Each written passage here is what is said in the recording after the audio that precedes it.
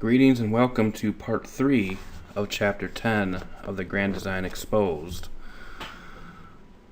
And again, the chapter of this book is called The Jesuit Brothers of the Pyramid, Shaping Events During the 1700s.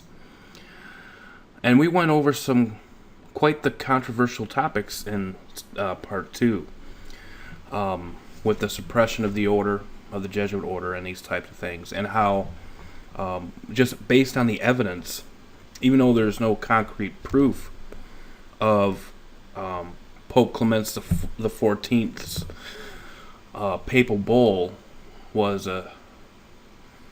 basically him putting himself up for sacrifice in order to purposely suppress the order. But at the same time, it was the Jesuit order themselves that initiated this plan for them to be suppressed. Okay, so the evidence is there, but and the evidence is quite clear for that specific papal bull that that Pope Clement the 14th basically volunteered himself to be a sacrificial lamb, essentially. So, or basically a sacrificial, putting himself up for sacrifice in order to advance the agenda, so to speak. So, rather you take that as proof positive or, stored in your brain as, well, the evidence is there, that that he did this purposely and that he didn't wish to die, or in these types of things, but he did it purposely for the cause of the order. Okay, so anyways, I digress, but we're going to get into the next section called Catholic Freemasonry's Techniques. As the official voice of the Jesuit order was being temporarily silenced, quote-unquote modified Jesuit Catholic Freemasonry was jockeying itself into a position that would play a world political role that the visible Jesuit order could never do. And obviously, when you look at the visible aspect of the order today, you can write, it's quite common to sit there and say, well, how can the Jesuit order rule the world? I mean, come on. I mean, they're dazzled in their priestly robes, they're in churches, and how can they have any influence?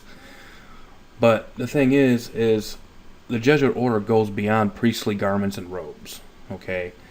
It goes beyond the whole view of what we picture a Jesuit priest to be, or the secular view of a Jesuit priest.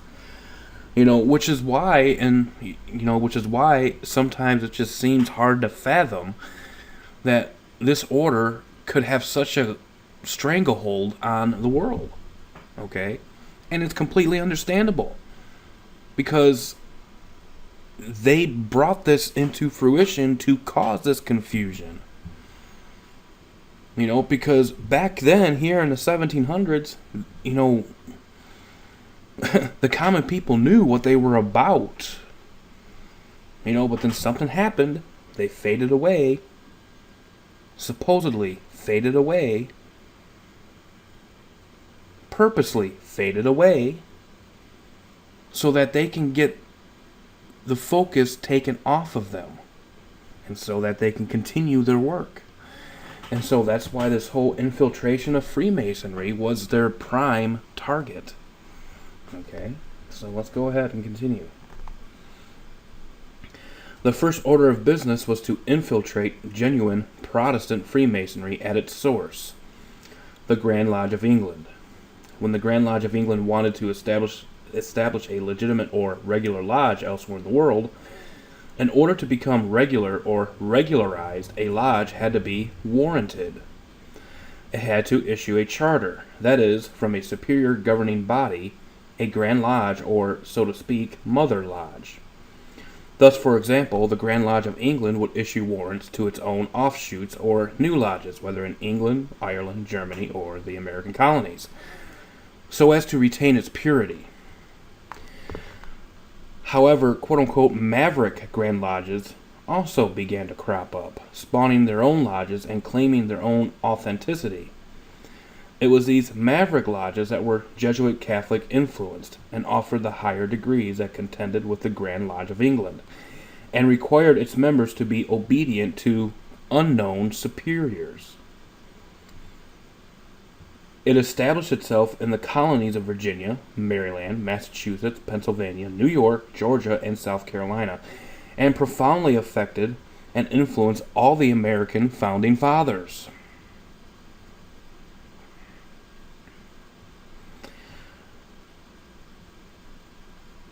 So the American founding fathers were influenced by these maverick Grand Lodges.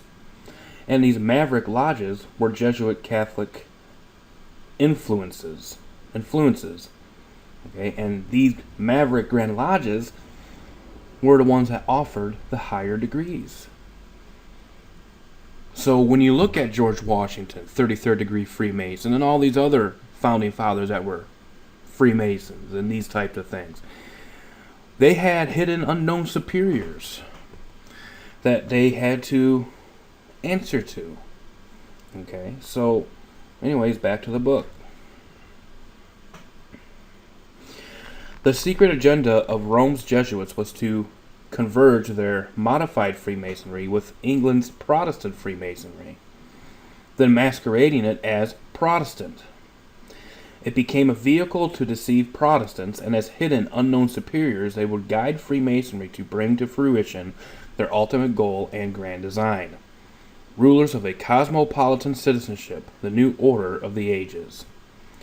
An example of the technique employed to speed up their plan can be seen by reading a quote from the Catholic Encyclopedia, Volume 9, under the subject Masonry, page 775, in which it states, quote, "In 1751, a River Grand Lodge of England, according to the old institutions, was established, and through the activity of its Grand Secretary, Lawrence Dermot, soon surpassed the Grand Lodge of 1717. The members of this Grand Lodge are known by the designation of Ancient Masons. They are also called York Masons, with reference not to the ephemeral Grand Lodge of all England and York, mentioned in 1726 and revived in 1761, but to the pretended First Grand Lodge of England assembled in 926 at York. They finally obtained control, the United Grand Lodge of England adopting in 1813 their ritualistic forms after 1758, especially during the War of Independence, 1773 to 83. Most of the lodges passed over to the ancients, the union of the two systems in England. 1813 followed by a similar union in America.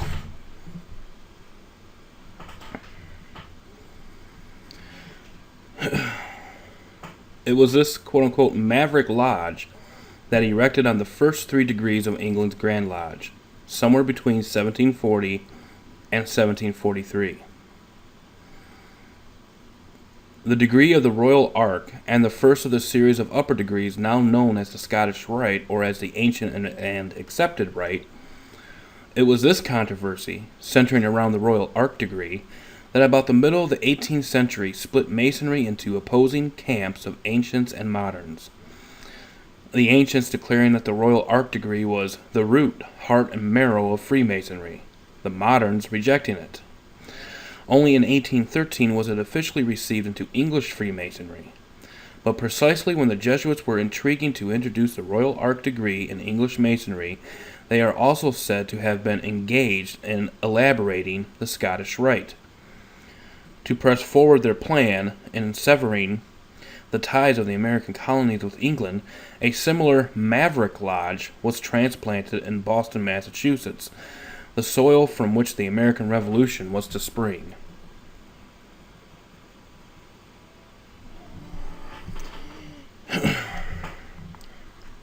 Catholic Freemasonry's hand in the American Revolution.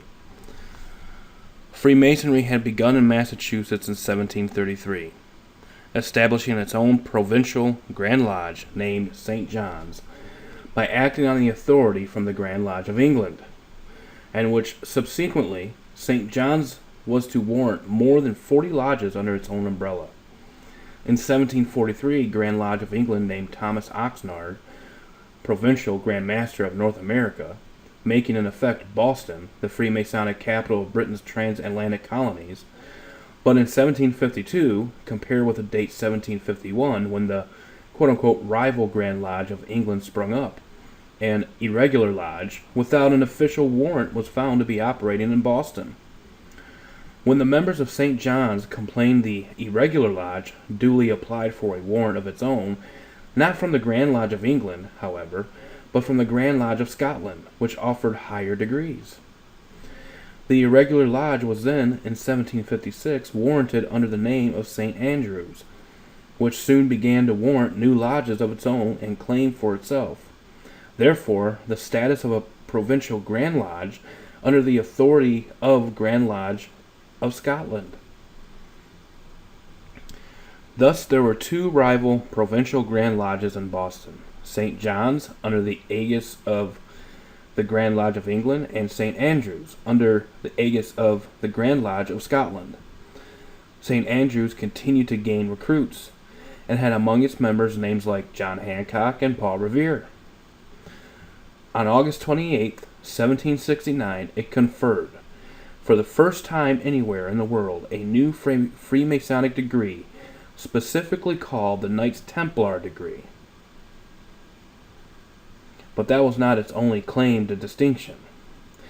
The Lodge of St. Andrews was in active collusion with a number of other politically oriented secret societies and quasi-Masonic clandestine fraternities dedicated to opposing British fiscal legislation, such as the Long Room Club, which included St. Andrew's Grand Master Joseph Warren, the Committee of Correspondence, which included Warren and Paul Revere, that synchronized local opposition with opposition in other American cities such as Philadelphia and New York, and the North End Caucus, which included a good many Freemasonic brethren, including Warren. Another, even more militant organization was the Sons of Liberty, and its inner nucleus, the so-called Loyal Nine, who advocated violence and had been fomenting riots, demonstrations, and other forms of civil disobedience in 1765. By 1773, the St. Andrew's Lodge had assumed a position in the vanguard of what were now rapidly escalating events, assuming increasingly ominous proportions. Membership of St. Andrew's overlapped these other clandestine organizations. The American historical outcome of this conspiracy against Protestant England was the Boston Tea Party, that effectively marked the beginning of the American War for Independence. We all know about the Boston Tea Party. We all heard about it in school, that it was about tea and taxes and these types of things. But is that really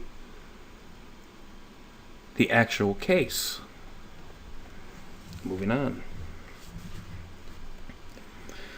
Nothing tends to give that certain swelling in the chest than the pride felt to be an American. This is that unique nation of fabulous opportunities that guarantees its citizens the right to be free and freedom to worship as you choose, mandated in the very articles of its Constitution. At least this is the way it was meant to be.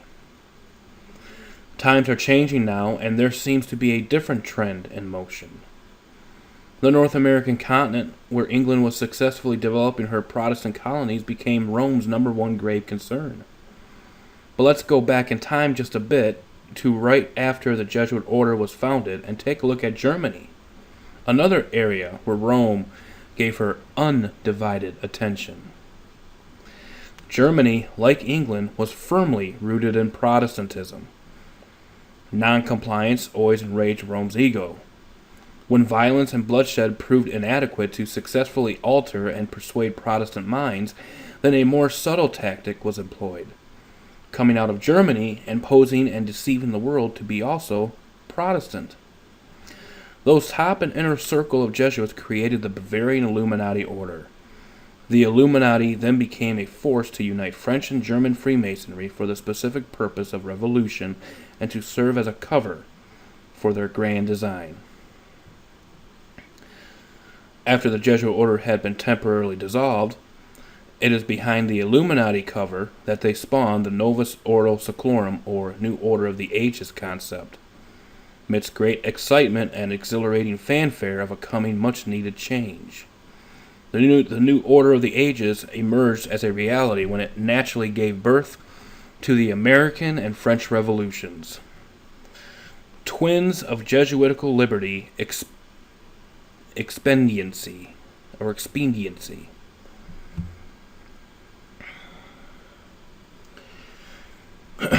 So again, there's always other history that we can go back to compare what was going on here with American Protestants. Here we had Germany, who was another staunch Protestant nation, who Rome gave its most undivided attention to. And now you had England with her Protestant colonies in the Americas, and which who gave its most undivided attention to. Because Protestantism, rather secular Protestantism or Protestantism in the religious sense, was always, and I mean always, the knife in the back of the Roman Catholic Church. Okay?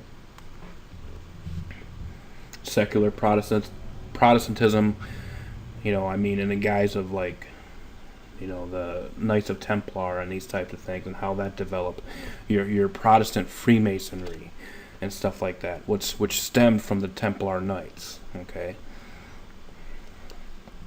Jesuits come to Germany. When Germany was catapulted upon Europe's religious center stage by Martin Luther's firm conviction and obedience to God's Holy Scriptures, and his unwavering stand for its truths, when the German princes, having also been convinced of scriptural truth, refused to turn Martin Luther over to Rome to be burned. Germany, being the nation where the very word Protestant originated, to appropriately define her reformational struggles against Roman Catholic corruptions. Germany then became the focus and target of Rome's rage and vengeance, hated almost as much as England herself. When the first members of the Society of Jesus appeared in Germany, immediately following the founding of their order in 1540, as the book said, we're going back in time to look at Germany here, it seemed as if the Reformation was about to be completely victorious. Indeed, 9/10 of the population had already gone over to Protestantism. Even in Rome, the full succession of Germany from the Catholic Church was expected at any moment. However, Jesuits like Peter Canisius, Peter Faber, Salmeron, Claude Leger, Bobadilla, and others first sent into Germany were soon to change all of that. The most important factor in the re-Catholicizing of Germany was the educational activity of the Jesuits. Education is the backbone. Okay? You can get the education down, you can change minds. Wherever the Jesuits were able to effect a permanent settlement, they made it their chief concern to establish schools. They succeeded in rapid succession, the founding of colleges in all the more important towns of the German Empire, first in Cologne, and soon afterwards in Vienna, Prague, Dillingen, Mainz, Speyer, Würzburg, Fulda, Munster, Graz, Innsbruck, Augsburg, Munich, Ingolstadt, and Freiburg. The Jesuits realized, too, that Catholicism's struggle with Protestantism was also a fight of the printing press, and that the victory would fall to the party which could create an effective literature of propaganda in the German language. For as Jesuit Canisius once wrote, a writer was accounted of more worth than 10 professors, and recommended the establishment of a special Jesuit college for writers. Then they worked to secure benefits and privileges for which they brought into play their political influence with the rulers of the land. As the Counter-Reformation progressed throughout Germany, battle lines were drawn as Germany became divided into being Catholic in the south and Protestant in the north. It is in the southeast of Germany, in the city of Ingolstadt of Bavaria, that special attention is drawn for the Jesuits' vigorous activity in their role to recapture Germany for Catholicism. The 1910 Catholic Encyclopedia, Volume 8, page 8, states, quote, that Ingolstadt during the Counter-Reformation did more than any other university for the defense of the Catholic faith, and was for the Church in southern Germany what Wittenberg was for Protestantism in the north, unquote. Apart from the Catholic University of which Jesuit Peter Canisius had served as a rector, there was also a Jesuit college and a seminary, founded in 1578, which made Ingolstadt the prototype of the quote-unquote Jesuit city. These colleges turned out Jesuit missionaries, men who, when combating German Protestantism, adapted themselves, true to their principles, to meet and neutralize each given situation. If Protestantism was to be stopped in Germany, where it was overwhelmingly Lutheran, then much discretion had to be used to first win their confidence with an appearance of mildness and friendly persuasion. They began their campaign with the words, "We must begin with what brings hearts nearer to one another, not with things that lead to strife." After a century of friendliness, exhortations, and instructions and catechism had served their purposes, these peace-loving fathers turned over a whole new leaf, bringing out their weapons of abuse. They employed them freely. At the courts of princes, they influenced the course of action that brought on the 30 Years' War that all but annihilated Germany. It seems that when in the minority, the policy of Rome is to be gentle as a lamb. When in equality, to be clever as a fox, but when in the majority, she becomes as ferocious as a tiger. I implore you to read, I believe it's chapter 8 of the book, The History of the Waldenses by J.A. Wiley, and see how the soldiers that came in and just butchered the Waldenses. I believe it was in the 1600s. But prior to that, you know, they came in as such friendly,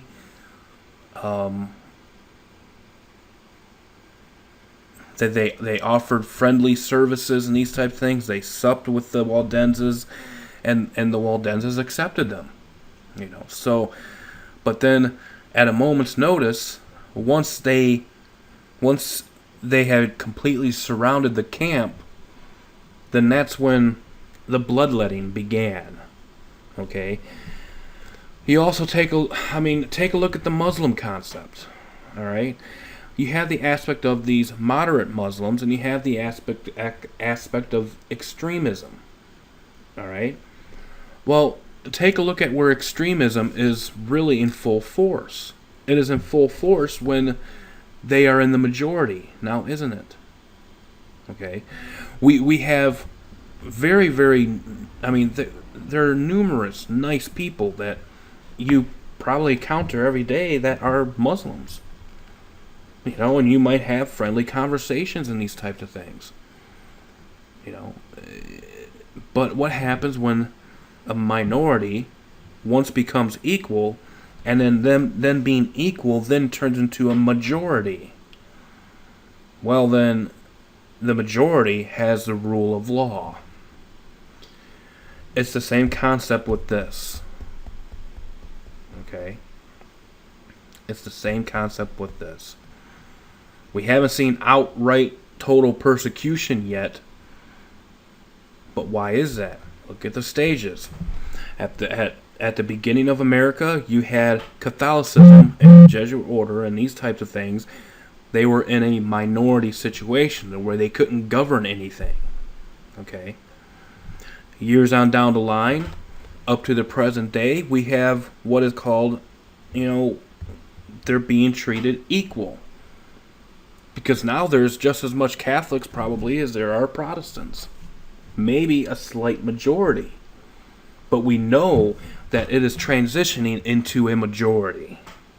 And so once that happens, throughout all the friendly persuasion and all of these types of things, like what it says, we must begin with what brings hearts nearer to one another, not with things that lead to strife. You hear that ideology over and over again now today, don't you? Okay, but there's going to come a time when that is going to turn over. And when it's in the majority's hands, then that is when you're going to have to make a conscious decision for Christ or for Antichrist. It's just that simple. You see the stages being set all around you. You see everything being played out. How are you going to react when it all goes down? Because it's heading that way. It is heading that way. At a very alarming rate. Jesuits during 30 Years' War. Back to the reading. It was especially Jesuit William Lamormini who, taking over the office of confessor to Emperor Ferdinand II for almost the whole duration of the 30 Years' War, that attained to such overwhelming power, who gained for the Jesuits the favor and heart of the emperor. They controlled most everything. Even the most prominent ministers of state were domineered over by them to carry out their wills. The influence of the Jesuits reached their zenith while Lamormini was confessor to the emperor. Let's see, all of these people in rulership, presidents, kings, queens, emperors, they all have their specific confessors, including today's president. I'm pretty sure you probably look somewhere and you'll be able to find that he himself has a confessor, and the next one will have a confessor too.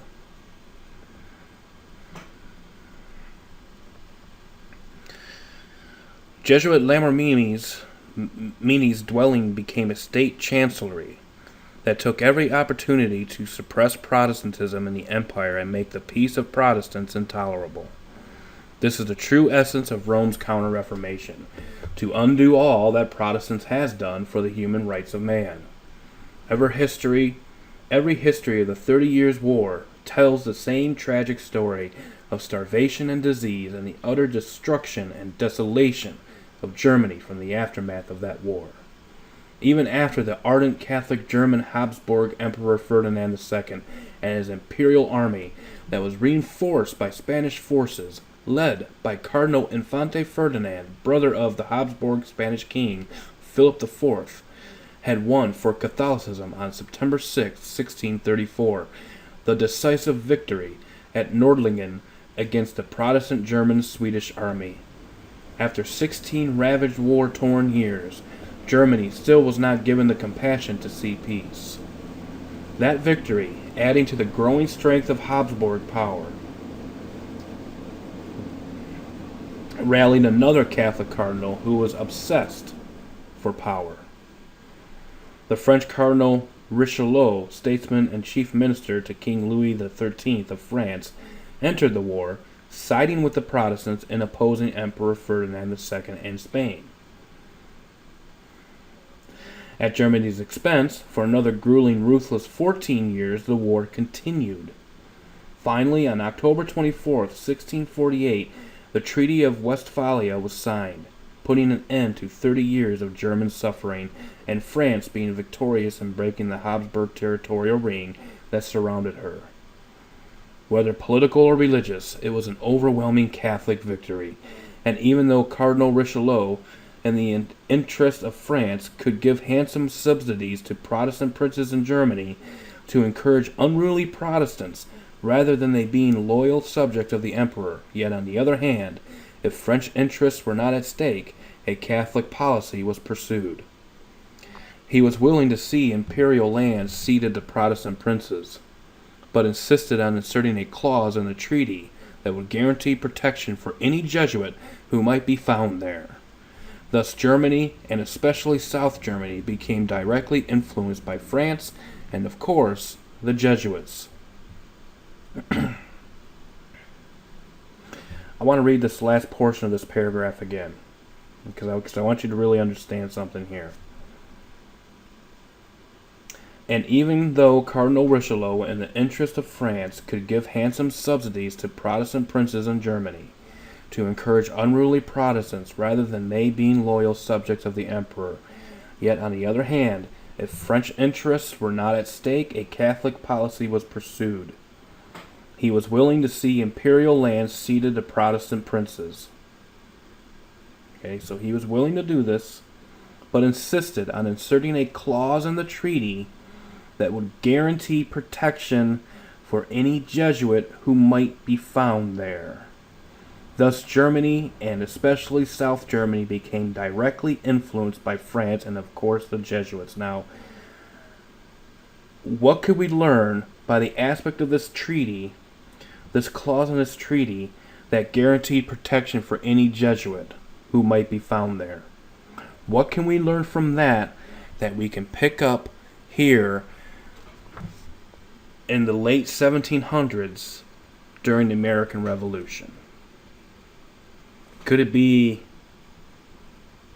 dare I say it, the Declaration of Independence via the Constitution and the freedom of religion and these types of things? The freedom for a Jesuit to be a Jesuit? Can you see the contrast here?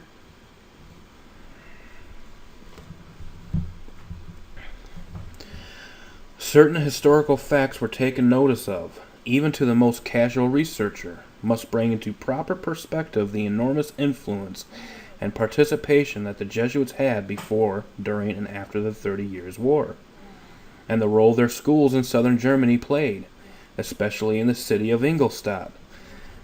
And this is the perfect example of Hegelian thesis, antithesis, synthesis. Here we had this French cardinal who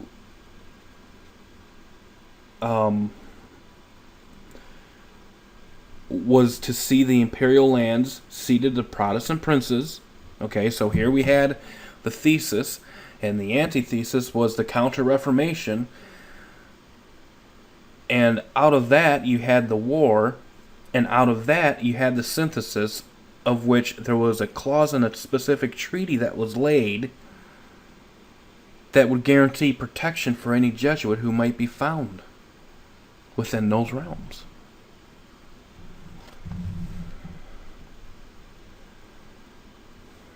Very, very interesting history.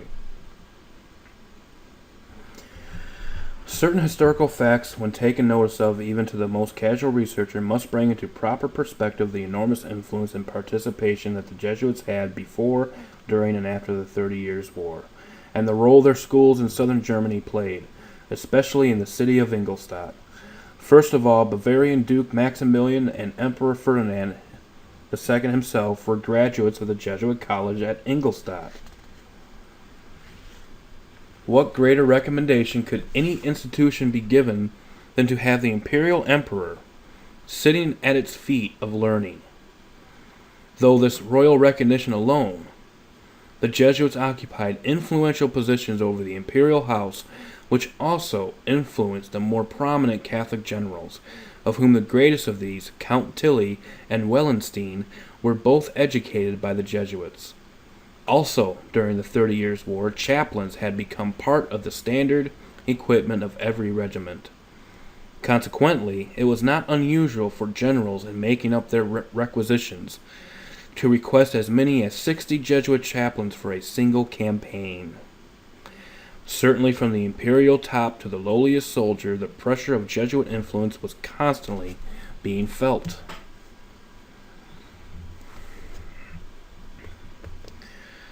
Southern Germany becomes Jesuit stronghold. Consider this. Jesuits could boast by the 1580s at 20 colleges in little over 40 years. 20 colleges in 40 years had been founded in the Society's 3 German provinces. By the 1620s, the Salzburg University, run by the Benedictines, was the only Catholic university in the German Empire not founded or partly maintained by the Society. Just in the German state of Bavaria alone, you could count 6 Jesuit colleges clustered together within less than a 100-mile radius of each other. Bavaria was bristling with Jesuits, and as mentioned before, the Bavarian city of Ingolstadt was called Jesuit City. It could also be said about the Bavarian city of Munich that it was well on the way to becoming a German Rome. The Jesuits and the Church of Rome entered the Counter-Reformation with a stern and unbending policy which aimed at the universal monarchy of the Pope. With this obsession driving them, they strove to spur on all the Catholic countries of the world to a concerted advance against the foes of the papacy. And you know what's really interesting here, and this is very interesting, is when God gave us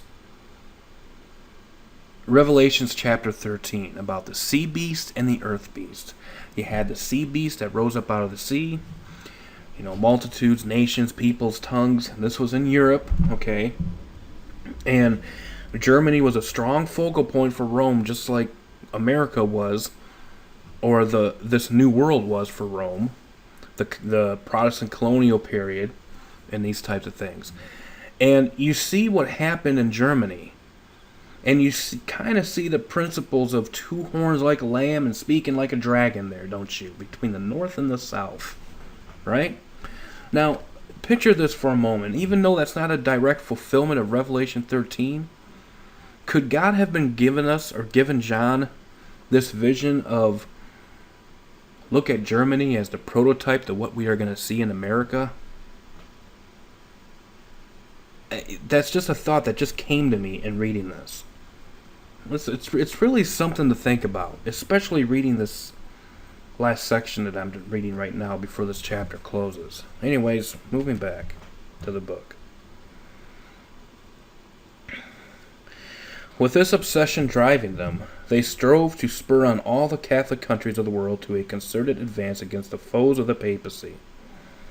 Catholic France came into open conflict with Rome's cosmopolitan ambitions, which was never forgotten, by placing French nationalism above Rome's interests and joining with German Protestants against the Habsburg forces.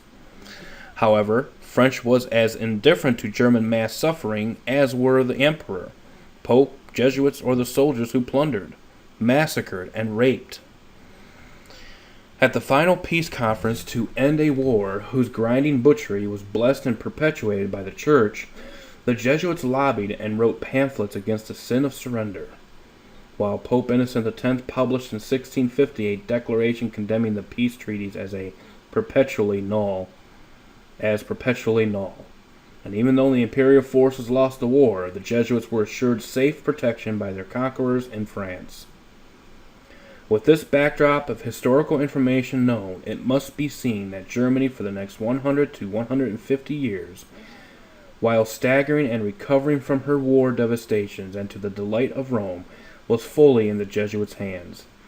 And even though French intervention in the 30 Years' War brought Rome some aggravation, when looking back at some related events taking place during those war years between 1618 and 1648, such as England's religious struggles with Rome and the founding of the Catholic Maryland colony, Rome in 1632, Rome's suppression of scientific thought, Galileo taken into custody by the Inquisition in 1633, the Irish massacre in 1641, certainly Rome must not have felt too badly with her counteroffensive progress to rid the world of Protestantism.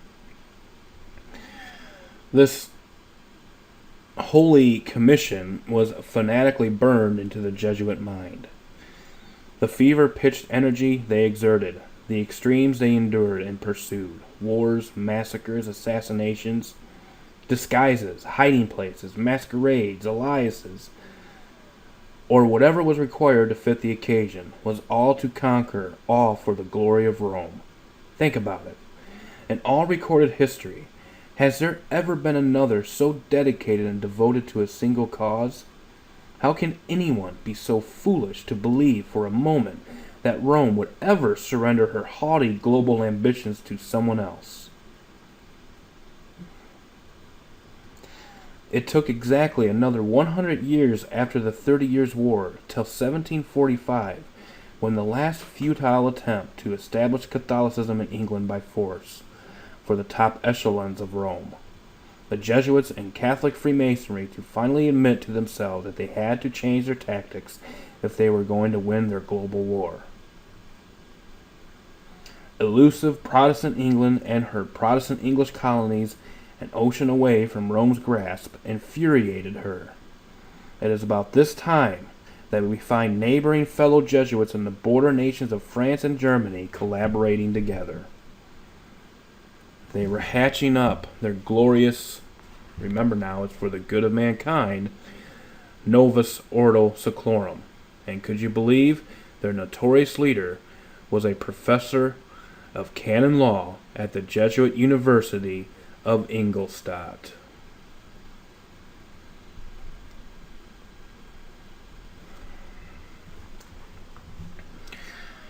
Can you see how the storm of storms of revolution is coming along now? And who is behind and fomenting these revolutions, be it the American Revolution or the French Revolution? Can you see the markings? Can you see the footprints? So is the American War for Independence, was it just about tea and taxes? Was it just about some breakaway from King George of England?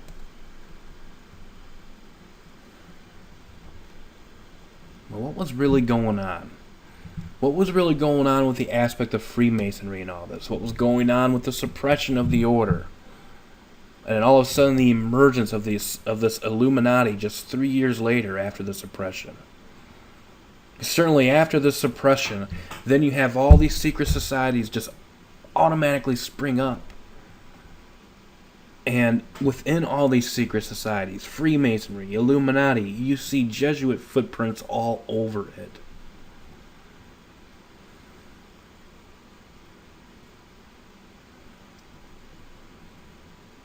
And folks, we reached the end of Chapter 10. And Chapter 11 is going to be called The Architects of the Grand Design. And updating the description section is where I'm going to put a lot of the source material from this chapter. And it might be very beneficial to you to go and check out some of these books and look them over. Because the history of this country, as told to us by our school systems, as told to me through the school systems, was very watered down. Because sure, we read about Paul Revere and John Hancock. We have the Alex Joneses of the world and stuff like that, and these types of things. That will tell you about this history. That will tell you about the watered-down history that you learned in school about the American fight for independence and these types of things. They tell you the same thing you were taught in school. But do they go over everything? Do they go over what was going on behind the scenes of this?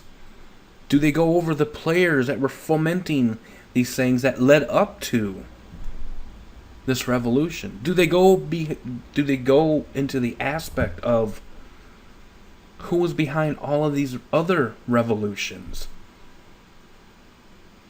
But they were somehow just erased from the American Revolution and they had no part in it? Folks, I submit to you right now that the Jesuit order had a part in every single revolution. And the American Revolution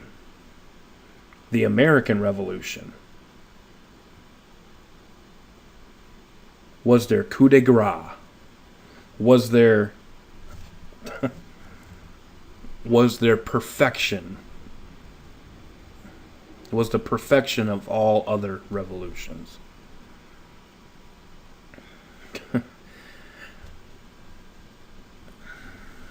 And it's really, this is not, especially for those diehard patriots out there. It's not easy to grasp this, and I understand that.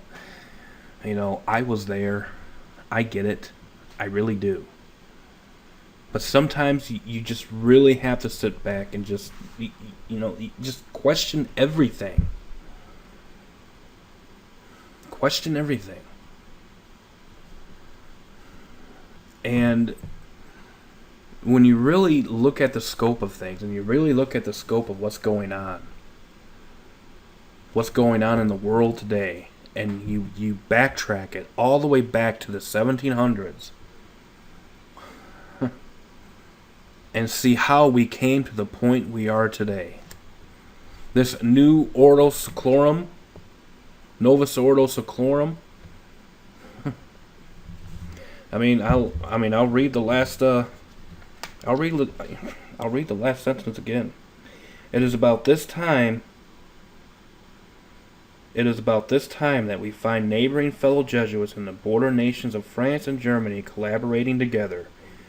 They were hatching up their glorious, remember now it's for the good of mankind, Novus Ordo Seclorum. And could you believe their notorious leader was a professor of canon law at the Jesuit University of Ingolstadt? The whole concept of for the good of mankind, Novus Ordo Seclorum, a new order of the ages, and these types of things. This concept came about via the Jesuit University of Ingolstadt. That's where it was stemming from. Not just the Illuminati. The Illuminati picks up where they, the Society of Jesus, left off. And the Illuminati is basically another branch of that wicked octopus.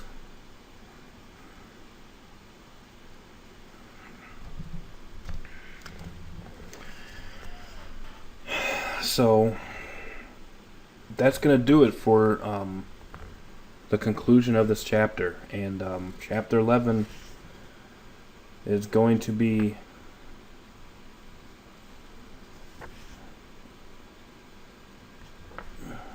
it's going to be even more unique. It's going to have more unique quotes and histories and stuff that we just have neglected or just refused to look at because it would be too much.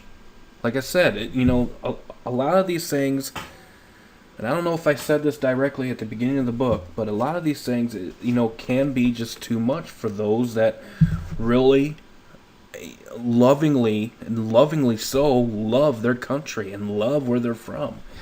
But this is why it is so important that, and you got the election coming up, and I'm not telling you to vote or not vote, okay?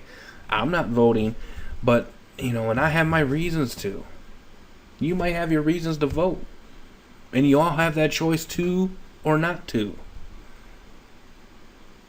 But folks, the reason why I'm reading this book is hopefully you can come to terms that regardless of whatever nation springs up, America or whatever, that this world is not our world. This world is their world. Go back to the temptations of Jesus, okay?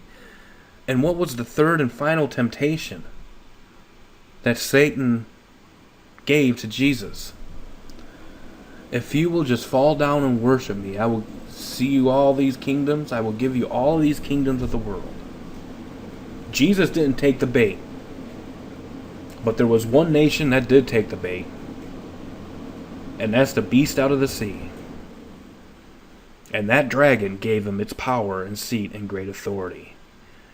And what stemmed, and the systems that stems from that beast, is what rules the world today. And so the idea that hopefully that you can grasp through this untold history, mind you, for the most part, is that even though we are in this world, we need to not, we can't be yoked up with the things of this world. And 1776 and the constitutions and the Bill of Rights, They all sound great and good and grandiose, but it's still of the world, folks. It's an elevation of mankind. We are not to elevate man. We need to be elevating Jesus Christ.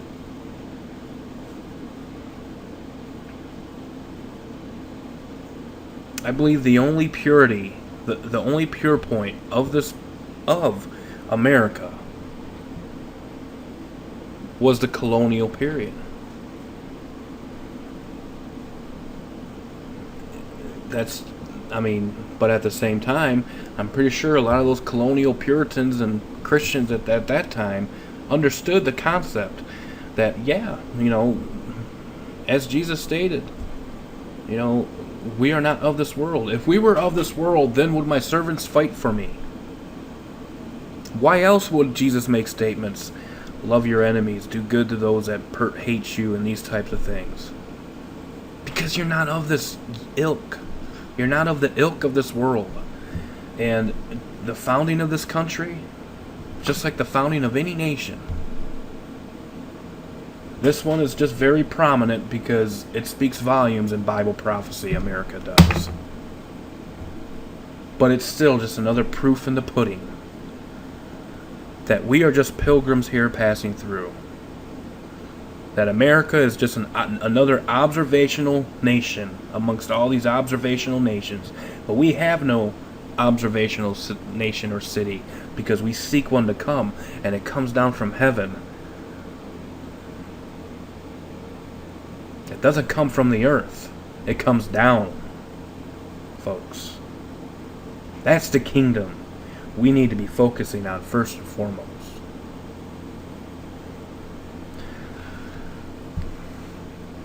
So that's all I have for you in this reading, and hopefully you have got something out of it. And until next time, truth be told, truth be known. Stay safe, God bless, and we'll see you in the next chapter. Bye-bye.